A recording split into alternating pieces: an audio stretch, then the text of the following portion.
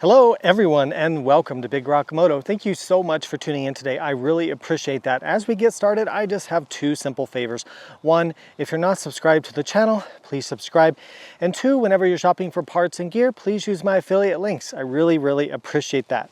All right, this is the 2026 Moto Morini X-Cape 700.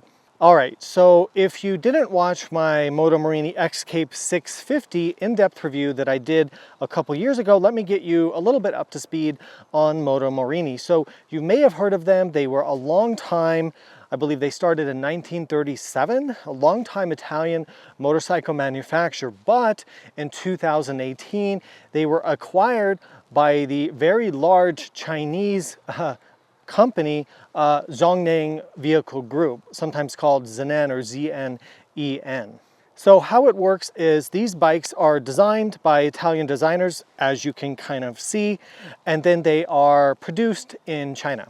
The X-Cape 700 is a middleweight adventure motorcycle, but it has a lot of really cool features and some really high quality components for its low price tag of just $8,299 US. The question is this bike worthy of your attention when there are established players in the field, bikes like Honda's NX500, Transalp 750, and even Suzuki's V-Strom 650? So let's do an in-depth review on the X-Cape 700 to find out. All right, so as we begin, I have a question for you, for the audience. So the past several years, we've been seeing much more wide acceptance of Chinese-built motorcycles. So my question to you is, are you more likely to consider buying a Chinese-built motorcycle today than you were, say, about 5 years ago? Put that down in the comments below. All right, let's cover what's new on the X-Cape 700 versus the X-Cape 650. So pardon me for reading notes, but obviously there's no way I can memorize all this. So compared to the outgoing 650, you've got a more powerful 693cc engine. You've got an 18% increase in power. So you went from 60 horsepower up to 70 horsepower. Torque increased from 42 foot-pounds up to 50 foot-pounds. They've added an integrated dash cam. They've added a slipper clutch. The maximum speed has gone up from 105 miles an hour to 115 miles an hour. You've got a high-resolution TFT with a faster processor and a new phone application connection. You've got an easy slide windshield height adjuster, which I can tell you is much easier to use than the old one. They added a larger windshield. They put on a lighter exhaust that is more upswept. They added a USB-A and USB-C water-resistant charge port. They made the clutch lever adjustable for reach. They added a center stand. They changed the bodywork to be smoother with different graphics. They added a preload adjuster for the rear shock with a hand knob. They added hand guards as standard. They added the engine heat guards as standard, and they redesigned and made larger the rear luggage rack. All right, let's cover the specs of the X-Cape 700. MSRP is $8,299 US. The warranty that comes with this bike is 3 years unlimited mileage, and that is fantastic. There's very few manufacturers who offer that strong of a warranty these days, so big kudos to Moto Morini for doing that. The wet weight of this bike is 526 pounds or 238 kilograms. Now, that is just slightly heavier than the outgoing X-Cape 650, and we'll talk more about this later in the video, but this weight does put it quite a bit heavier than a lot of its competitors. All right, let's talk about fuel capacity. We have 4.8 gallons or 18 liters, so pretty generous fuel tank, and that gives you a fuel range of well over 200 miles or 320 kilometers. The engine in this bike is a 693cc parallel twin. It makes 70 horsepower and 50 foot-pounds of torque or 68 Newton meters. The major service interval, so the valve adjustment, the expensive service on this engine actually is great. It's only every 26,000 miles or 42,000 kilometers. That is much above average, meaning less maintenance than most other bikes in the category, so I really appreciate that. Transmission on this bike is a 6-speed with a slip assist clutch. Front suspension on the bike is, you get these, I don't know if I'm saying this right, Marzocchi forks. They're a very well-known brand. They're 50 millimeter forks, which is very impressive for a bike in this category. They have full adjustability for preload and also rebound and compression damping. The travel you get in the front is 6.9 inches or 175 millimeters. Rear suspension on this bike is a KYB monoshock. For adjustments, you have preload with a quick adjust ring you can see in there, or hand knob, which is great, and also rebound adjustment but no compression adjustment. And the travel is 6.5 inches or 165 millimeters. The overall suspension travel of this bike, it's kind of an interesting spot. It's a little bit less than something like a Tenere 700 or a Honda Transalp 750, but it's a little bit more than something like you might see on the Honda NX500. So it kind of slots somewhere in between. Brakes on the bike, your front brakes are Brembo 2-piston front calipers with twin 300 millimeter discs, and the rear brake is a single disc with a 255 millimeter disc. Tire and wheel sizes. So this is a 1917 bike. So you have a 19-inch in the front. It's a 110/80/19, and as you can see, it comes with these Pirelli Rally Scorpion STRs, which are a really nice high-quality tire. The rear tire is a 150/70/17. In terms of electronics and rider aids on this bike, the only rider aid you have is switchable ABS, which can be shut off to both wheels, but it does not have an off-road ABS setting. There is no traction control. And then your TFT on this bike is this big, beautiful, almost automotive-like dashboard with a 7-inch TFT screen. This motorcycle has a lot of extra features, which we'll kind of show throughout this video. It's got included tire pressure monitoring system. It's got an integrated dash cam using a phone application. It's got integrated navigation built in here to the screen, and I'll put some video of the dash cam situation and the navigation and infotainment up here on the screen. You've got 2 USB ports, you've got an adjustable windshield, so you really do have a pretty high level of standard equipment at this price point and in this category. Okay, let's take a tour of the bike, show you the bike's features. All right, tubeless. I also want to point out tubeless wheels. That's really great, and you can see how they took the spokes kind of in the middle here. So I really like having tubeless tires and wheels. That's something that people really want to have on a bike like this, and thank you to Moto Morini for listening to customers. That's a great advantage over something like a Tenere, a Transalp, or a V-Strom that you do get this tubeless setup. We've talked about the forks, the lighting. I'll put some video of it here. The lighting, it's interesting on this bike. You have a switch here on the handlebar, which you can toggle between the daytime running light and the low beam headlight setup. So you can choose either way you want to have, and I'll put some images of that here. But the lighting setup is really cool looking. It has a cool signature. You've got LED, these really nice, slim, and very attractive looking, actually, LED turn signals. Some of the nicer ones that I've seen on a stock bike.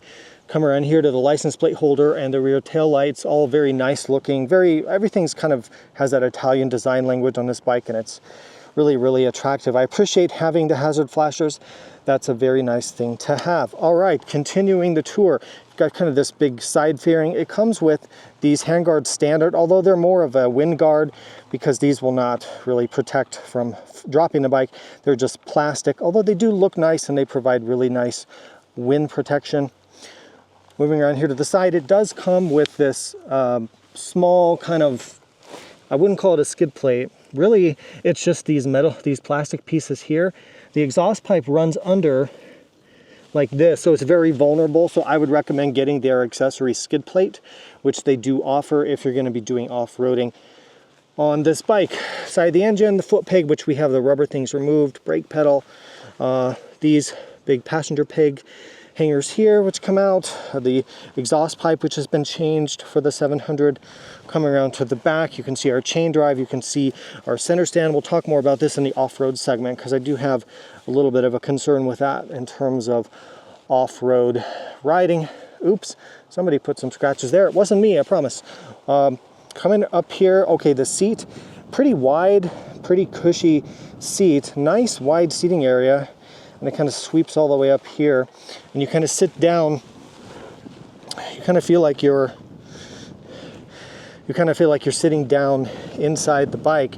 Let's take a tour of the control center of this bike. So we've got adjustable reach on our clutch And our brake levers, I truly appreciate having that.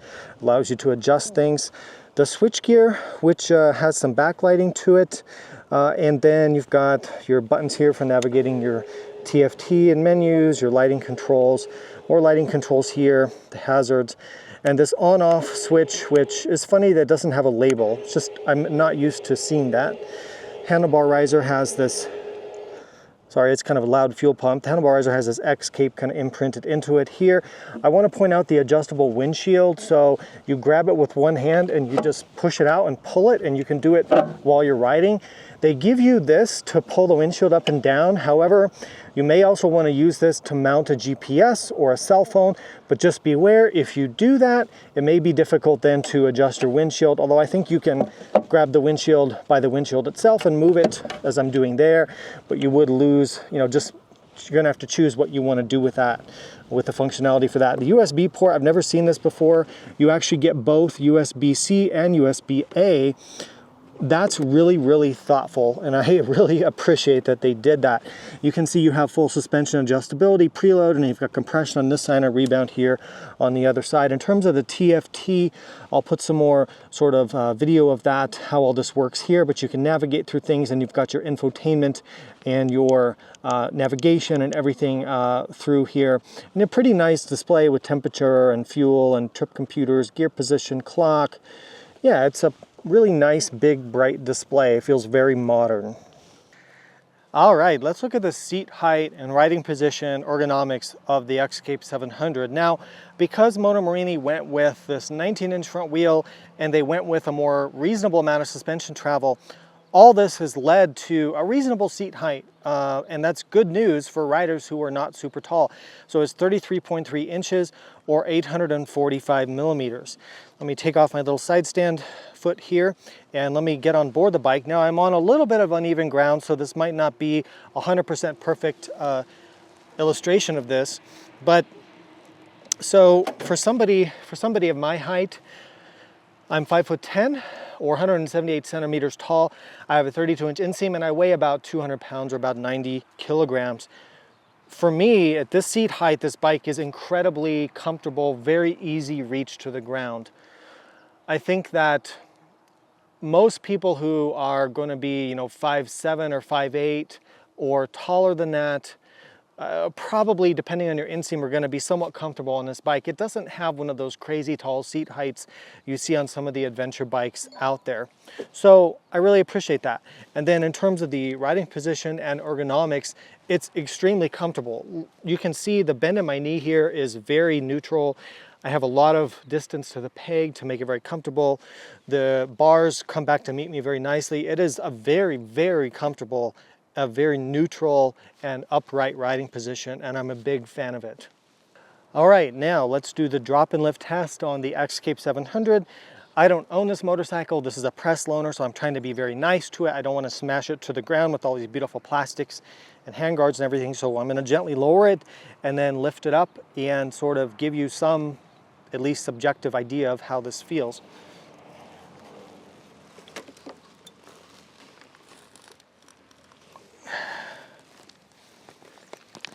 All right, so I've kind of have the bike resting on the handguard or the handlebar, which is keeping it a little bit more upright, which I agree is cheating a little bit, but I tend to do that on these tests just to make things a little bit easier. It's not a real world crash, I don't pretend to be, but at least I can give you some estimation of this. So that being said, it doesn't have any crash bars or anything on this particular bike, although those accessories are available. So let's see how we can sort of lift this up, get a sense for the weight.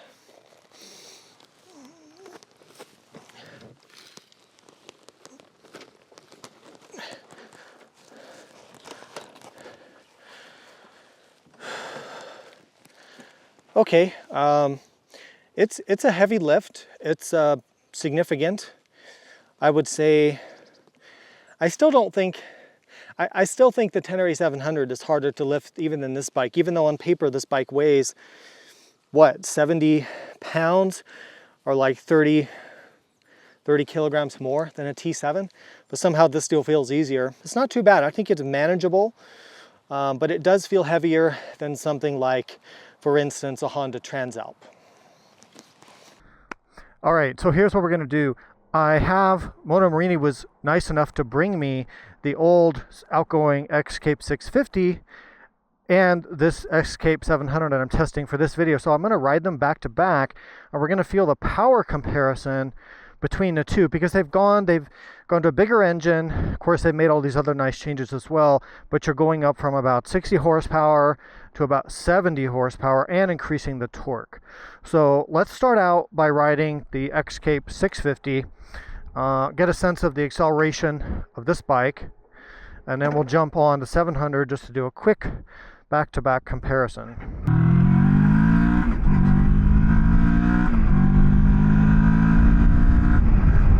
Yeah, shifting there about 7,000 RPM. The 650 has pretty decent power and it feels pretty smooth. Like I remember, it feels like you're riding a Versus 650. So it's not bad. And then in terms of roll-on power, let's do this. Let's do a roll-on from maybe 50 to 70 in third gear. So there's your roll on third gear, 50 to 70. Actually, not bad at all. We'll do one more acceleration going the other way. Full power. Shifting at 10,000 this time. 0 to 60. It's really pretty zippy, actually.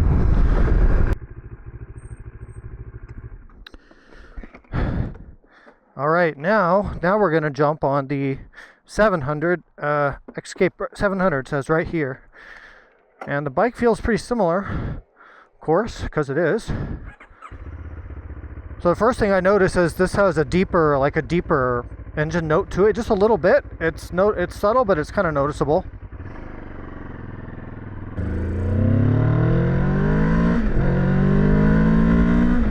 Yeah, this has a lot more power and torque. I can already feel that for sure. Like there's a big difference there. Okay, let's do some roll-on power. Third gear.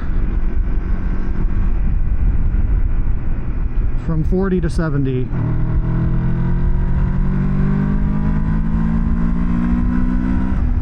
Yeah, see, that's a lot better. A lot better than the 650 was. All right. Let's go all the way to red line this time. Oh yeah, this is way faster. 60, 70, yeah. I really noticed it in the full throttle acceleration there, going all the way to red line.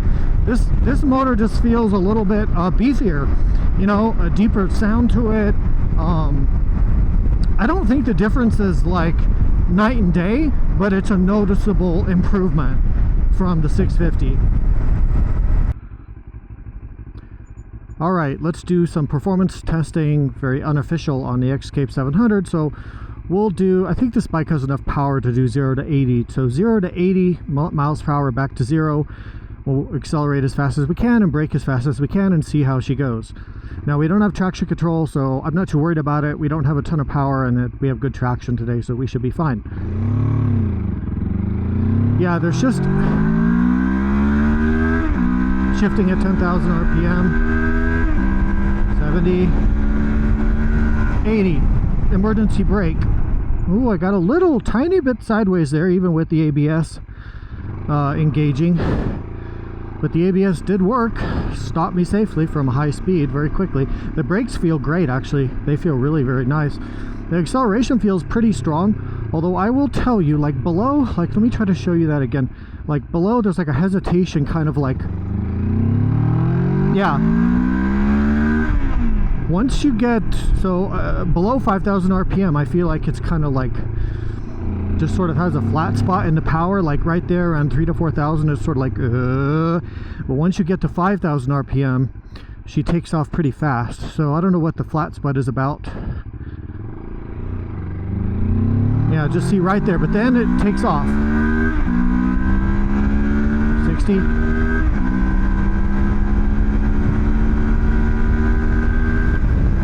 85. 90. 95. Right, sport test on the X-Cape 700. Let's send it up the mountain here and see how we go. Has enough power to be pretty fun, actually. It does. Oh, you can get to 70 miles an hour in second gear. Come on. I mean, it's actually, you know, relatively quick. You do notice a pretty big increase in power from the X-Cape 650 in the mid-range and the top end. Keep in mind we're going up a pretty steep mountain hill here, so that's working against us. But I test all the bikes here. Power feels good. There's some vibration. We'll talk about that. The handling feels nice and neutral and stable, and it feels good around the corners. I think the 19-inch front wheel and the good quality suspension components and everything really help with that. It feels like a nice handler, and these are good tires too. So I don't have any issues with that. It feels sporty enough to really have fun. And you can get moving pretty good here, even up this mountain. Shifts gears very smoothly, extremely smooth gear shifter. I do wish though that it had a quick shifter. That would be very, very, very, very nice, but we don't have that. Mid-range pull here again. Yeah, I would say like anything, the power like below like 4,000 or 5,000 RPM is not great, but the mid-range and the mid to upper range is pretty decent power. Okay, cruising at 62 miles an hour or 100 kilometers an hour on the X-Cape. There is a lot of wind buffeting is the first thing I noticed, a lot of turbulence coming off this. I think the reason is that this windshield is too narrow right here. It's only about 8 inches wide, so you get wind coming around the sides here quite a bit. Now they did give us an adjustable windshield, which you simply do that. That does kind of push the wind higher up my helmet, but I'm still getting a lot of shaking and buffeting, especially if I go faster. Now the good stuff is the engine feels pretty relaxed doing highway speeds. You know, 70, 75, it feels very relaxed. It doesn't seem strained at all. And it's funny, the vibration of the motor, I only feel it at certain RPMs. It's not all the time. It tends to either be at idle, I feel the bike kind of buzzing, and then at very high RPM, I feel it buzzing. But cruising at like 65, 70, I don't really feel any vibration. So that's kind of a nice thing to have. What else? The seat feels pretty good for shorter distances, although I think it might be a bit soft for the long haul, but I don't know, I haven't been able to test that. The wind protection for the legs is actually pretty decent because you've got this kind of fairing here. I do wish we had cruise control, but of course we don't get that. The mirrors are big. They have a tiny bit of buzz to them, but not very bad. They're give a nice, they stick out far enough where you don't look at your shoulder, and they're pretty nice. The ergonomics feel comfortable. Overall, this is a pretty darn good long distance bike. I would say the only thing I would want to address for me personally would just be to see if I could get a wider windshield, or maybe even a windshield with a vent in it to reduce some of the back pressure for the buffeting. I don't know if that would cause the handguards to then hit the windshield at full lock steering. I don't know about that, but just cruising on the highway, that's the bigger windshield may be one thing that I would wish for, and it's possible that they even have an OEM accessory. I just don't know, but that's very possible. I like the dashboard. I can easily see everything here and go through my different options and stuff. Got a nice gear indicator. Everything's big, legible. This is bright and contrast even on a sunny day. So overall, I think Moto Morini did a nice job for this aspect of the bike. Alright, doing the jump test on the X-Cape 700. I'll slow down the footage so you can get a better idea of this here. The fork responds okay to jumping. It's, I think, better than the shock. The rear shock, as we'll talk about in the off-road section coming up next, it does bottom out quite easily when pushed harder. All right, let's get the X-Cape 700 up on the off-road test here. Good trail for suspension testing, tons of deep ruts and embedded rocks. Really gives the bikes a workout in terms of the suspension testing. So there's going to be some pros and cons, right, with this bike in terms of off-roading.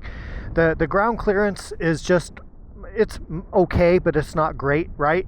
The wheel sizes, having a 19-inch front wheel, they work okay off-road, but they don't go over big rocks and bumps as good as the 21-inch front wheel, obviously. The suspension is a mixed bag, and we'll talk about that during the ride.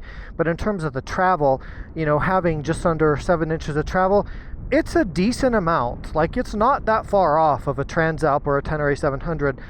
And it's a little bit more than you would get on something like maybe a Honda NX500 or something like that. And you have a lot of good adjustments on the front, but not as much on the back. And we'll kind of talk about that. These tires, I've come to really actually like these tires quite a bit, these Pirellis, except for sand or mud, which we're just not going to go in sand and mud with this bike, to be honest with you. We've got the rubbers taken out of the foot pegs, so that's good for extra grip. The ergonomics are actually pretty good for off-road. Now, talking about the electronics are fine for off-road. The only thing I would say is that they give you an off-road ride mode, but it doesn't change anything except it puts a knobby tire on the dash. So, okay, like, you don't really need the off-road ride mode because it doesn't change a single thing except for how the dash looks. Now, the ABS, when you have to go into off-road ride mode to do this, you can turn the ABS on the bike off by holding set down and then confirming it. If you key cycle the bike, it's going to turn back on, which is annoying. But I believe there are legal reasons for that. If the front ABS, if the whole bike turns ABS off, they have to reset it. I believe there is an exception on bikes that have rear wheel ABS that you can turn off separately. On a lot of bikes like that I ride, KTM, BMWs, others, they will keep that setting, but on this, you don't have that. That also leads me to, why didn't they give us a dual channel ABS? I would like to have the ability to leave ABS on the front wheel, but turn it off only to the back. But I do not get that option with the X-Cape, and that's kind of frustrating because my preferred way of riding adventure bikes off-road is to really rely on my front ABS, but have my rear turned off so I can steer the bike with the rear brake if I need to. So anyway, enough talking. We put our windshield it's kind of sometimes awkward to adjust, but you push it forward and push it down for off-road. That's good. All right, let's go. Bit of a rut here to start off with. All right. So we'll start off by sitting down for a second. Sitting down actually feels pretty good on this bike for whatever reason. The suspension seems to handle that pretty well, and it's just a nice place to kind of sit down and cruise. If you just want to go off-road at kind of a lower speed, it's pretty comfortable to do that, and the suspension gives you a pretty decent ride, even over pretty rocky terrain, as long as you keep the speeds kind of reasonable or pretty low, I would say. Now, if you want to stand up, you can start to take things a little bit faster, and we can start to talk about the handling and suspension and everything. Let's talk about the handling. It doesn't really feel heavy when I'm riding it out here on the trails. It doesn't feel overly heavy. The only times I feel that weight is really sort of at a standstill, or in the pulling it out of the garage or stuff like that. I don't really so much feel it when I'm riding it, except maybe in terms of how the suspension behaves, especially on the rear shock. Ergonomics for standing up, my body position is actually very natural. The way they've shaped the tank and placed the handlebars and the foot pegs actually gives you a pretty nice standing position. I actually kind of like it a lot. Now we get to the most difficult part of the conversation, I think, is the suspension. And I know you can't see the bike in the image here. I'm sorry about that, but I do want to stand up to do this. The front fork, I'm pretty happy with it. You've got pretty good adjustments, which it responds pretty well to, and I think it does a pretty good job of holding up in its stroke, even through this sort of rough terrain. The rear, there we go. The rear shock, although I will admit this is a pretty tough trail for suspension, the rear shock on this bike, and I do have the preload turned up quite a bit. The rear shock bottoms out, whoa, pretty frequently. Now, the X-Cape is not the only bike that does this. In fact, I would say probably 2/3 of the adventure bikes I bring out here, they bottom out on this trail, especially on the rear shock. Even though I'm keeping my weight pretty far forward and standing up, it just seems to be a thing with these heavier adventure bikes. They just don't have the support in the rear shock. So I do notice a lot of bottoming out. The overall, the rear suspension feels quite bouncy. and quite soft when you're off-road. So just be aware of that. But beyond that, I don't really have any significant complaints. Now, this is not a rally bike. You're not gonna be flying through the desert like you would on some really high performance adventure bikes. But this isn't made for high performance. This is made to be a comfortable cruiser, to do, you know, moderate trails at a moderate speed and not cost a ton of money. And I think it does that really well. And the fact you get all these good quality components and features for the money is super impressive to me. And I'm pretty happy overall with the, except for that rear shock, which I keep bottoming out on every rut, I'm pretty happy with this bike off-road for stuff like this. Now, if you want to do, boy, that thing bottoms a lot. If you want to do more difficult off-road, this is probably too big and heavy of a bike anyway. And then you run into ground clearance and all these things, which this bike doesn't have a ton of. But for fire roads and things like this, this bike's very adequate. Throttle response is good. Yeah, it's just that rear suspension that's really kind of the only bummer about this bike. Low speed control. Oh, don't hit the cactus. Come on, man.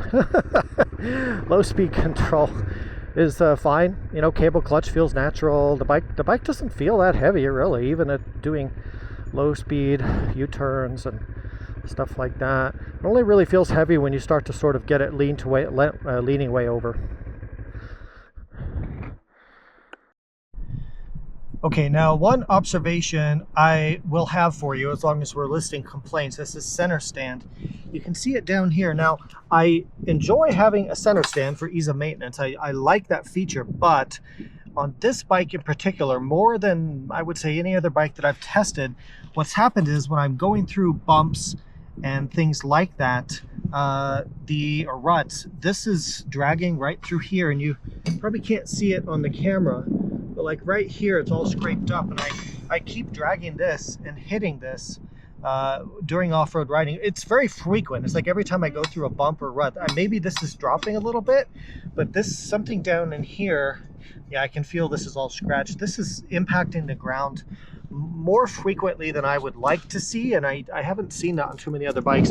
Also, it tends to hit the passenger peg thing right here as well, which I guess isn't a problem, but I'm not so sure about the design of the center stand. I think if you do a lot of rough off-roading, you may have some issues with that, kind of getting ground or just causing issues.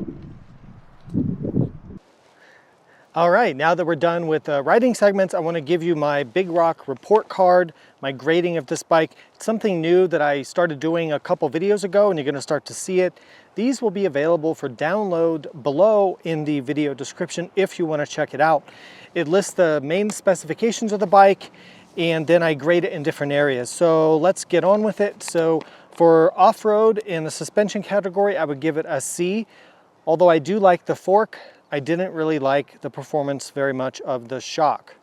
Off-road handling, I will give the bike a C+. It is pretty heavy, and again, that soft suspension kind of affects the handling.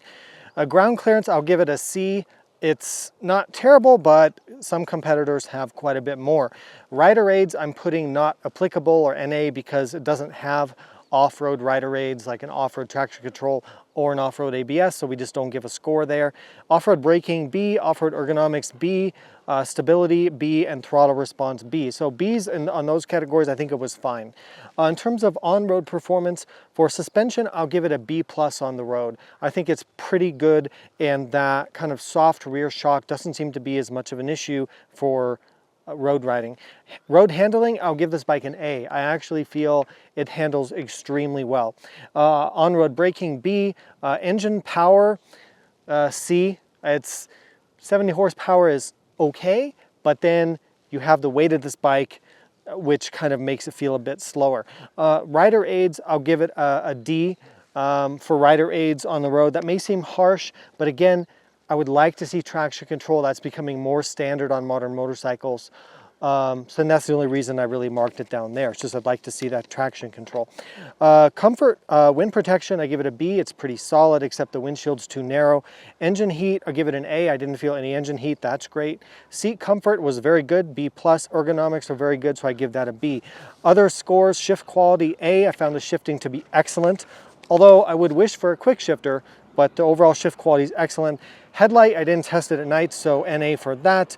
Lift test rating, C-. Overall fun factor, I would give it around a C-. And it really has to do with that power to weight ratio. It's fairly heavy in the category, and it doesn't have a whole lot of power. All right, let's do a summary of the pros and cons to the X-Cape 700. So for me, the pros, number one, I would say value for money. I really do think that. Look at all the equipment and the design and some of the features and everything you're getting for, and the premium components as well, Brembo brakes, Marzocchi forks, all that. For this price point, it's pretty crazy, so really, really good value.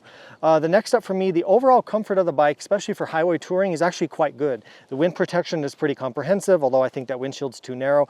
The seat is pretty good, the ergonomics are good, and despite a little bit of engine vibration, you only really feel that at certain cruising speeds or certain cruising RPMs. Next up for me is a pro, the 3-year unlimited mile warranty. That's rare in the motorcycle industry, and I really appreciate that. Next up for me, the long 26,000 mile or 42,000 kilometer major service interval. That's going to save you a lot of money if you're somebody who puts a lot of miles on your bikes. The next pro for me is the road handling. I found it to be very responsive and very secure feeling on pavement. Next up for me is a pro is small details like the USB-A and USB-C charge ports right there on the dash, easy to reach. The included tire pressure monitoring system. Again, these are the kinds of things you don't expect for $8,000 for a brand new motorcycle. The integrated dash camera, that's fantastic. The adjustable windshield. Also should point out, again, the tubeless wheels and tires. You know, we see on the Honda Transalp, the V-Strom 800DE, the Tenere 700, and I can name other bikes that have spoked wheels but don't have tubeless wheels. It's a real problem for people, and so Moto Morini listened and they gave you that. We already talked about the premium components, the forks and the brakes and things like that. And the last pro for me is the styling. This doesn't look like anything else out on the road. I personally find it very attractive. Of course, how it looks, that's really up to you. So that's kind of a personal one. Now, what are the downsides to the X-Cape 700? All bikes have downsides, and this is no exception. So this bike is quite a bit heavier than its competitors, and that matters in a lot of ways for the bike's handling, for how easy it is to lift, for how it feels off-road, but also the power to weight ratio. So for instance, this bike carries around 7.5 pounds per horsepower, whereas if you look at a Honda Transalp, although yes, that is a little bit more expensive of a bike, that bike only carries around 5.5 pounds for every horsepower. So it really does kind of fall down in terms of that area, just being kind of heavy for the category. And I don't even know if it's quite right to call it a middleweight adventure bike because of how much it weighs. The rear shock, we've talked about it off-road. I think it's too softly tuned, whether it's springs or damping. And I did try the adjustments. Didn't help very much, or that helped a little bit, but I bottomed it out a lot. The center stand, I showed you that it will scrape during off-road riding. When you go through a big dip or a rut in the road, you'll hear that physically scraping. The motor has a flat spot in the power delivery between about 2,000 RPM to about 4,500 RPM. Above that 4,500 RPM, it takes off really quickly, but below that, it feels kind of dead. It's something I really noticed even the first time I rode the bike. Another downside is there are some vibrations from the engine at times. So it's funny, I kind of notice it at idle. You can feel the bike kind of shaking, and then when you're riding it, it's only occasionally at certain RPMs I feel it. I do notice it about 6,000 RPM, which is about 80 miles per hour indicated in top gear, in 6th gear. Another downside to me is I would like to have traction control. I know I'm asking a lot, but I would like to have that. Another downside is there's no off-road ABS setting, so when you turn off-road ABS off, it goes off to the whole bike, but I would like to keep it on the front wheel at all times. The other downside, of course, it's kind of obvious, but Moto Morini has a relatively small dealer network, although it is growing, but it's relatively small compared to something like Honda, Suzuki, Kawasaki, Yamaha, or something like that. All right, now let's talk about the competitors to the X-Cape 700. to start this segment, I will just say that this is an incredible value for, we've talked about this through the video, but for all the features and the components you're getting for this price, it is one of the best out there in terms of that. All right, now let's talk about the competitors. So there's a couple bikes from Honda that I think you could look at. So if we look at the Honda NX500, it's a little bit below this in terms of power and engine capacity, right? You're down to a 47 horsepower parallel twin cylinder engine, but it does have a 19-inch front wheel. It's got similar ground clearance to this. It doesn't, of course, have really any of the features of this, the big dashboard, the adjustable windshield, the dash cams, the tire pressure monitors, spoked wheels, and all the stuff you get. And this has more power, but that Honda is a lot lighter. So it's like 80 to 90 pounds lighter, whatever that is in kilograms, like 35, 40 kilograms lighter, which is very, very significant there.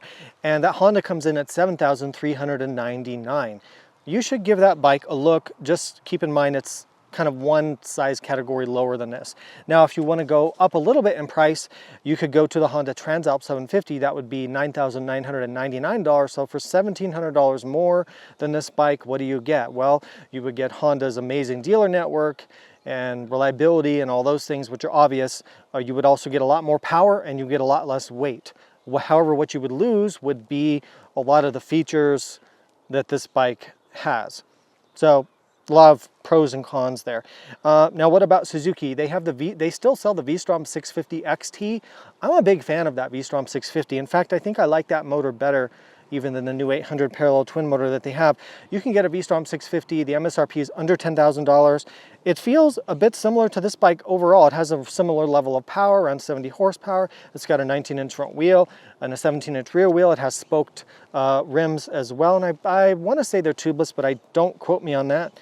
It doesn't have the technology and features of this, but it's a Suzuki, and that engine is just a legendary engine, that 90-degree V-twin. So that's a bike that I would be looking at as well in this category. All right, so final thoughts on the Moto Morini X-Cape 700. So while Moto Morini definitely does not have the dealer network, nor have they really had time under their Chinese ownership to establish their reputation for reliability and longevity and all those things, they just haven't had time yet. What you do get in exchange for that is a pretty incredible set of components and features and functionality for the price tag that they're asking. So I think you have to take that all into consideration and realize that, yes, you're trading off maybe the Japanese reputation of those other brands for this somewhat newer brand, but in exchange, you're getting a whole lot of equipment.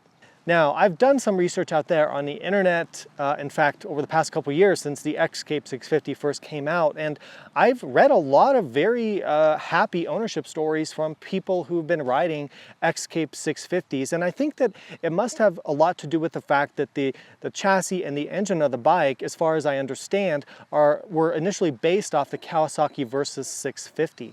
So that would make sense if it's based off a Kawasaki engine and kind of frame design, that you'd see the good reliability that we've been seeing here. Now, I always recommend you do your own homework and do your own research, and you should do that, but I do genuinely feel that if you're in the market for one of these middleweight adventure motorcycles, that this X-Cape 700 should absolutely be on your shopping list, especially if you're somebody who really wants to pack in as many features and functionality and all those things for the dollar. All right, well, I hope this review has been useful and informative. If you want to support the work I'm doing here at Big Rock Moto, there's a bunch of ways to do that down below, and I would greatly appreciate that. I think that about wraps it up. Thanks for watching. Ride safe. I'll see you out there.